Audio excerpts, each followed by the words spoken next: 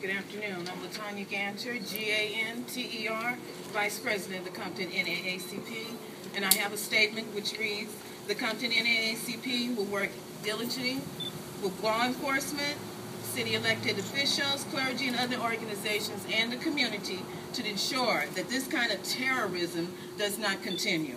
These individuals should be charged with a hate crime and given the maximum sentence allowed under the law.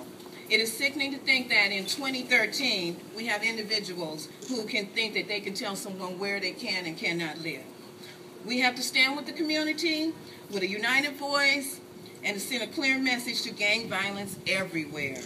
The unity between black and brown has to be a common thread for the peace of our neighborhoods. We will not tolerate injustices on any level by anyone. So please come out this Saturday, February 2nd at 12 p.m. in front of the Compton Courthouse, and we will support and help us to support this community. And this rally is against hate crimes and any type of racism. The Compton NAACP is about equality and justice for all people in our community. Thank you, and that's from our president, Paulette Simpson Gibson. Thank you.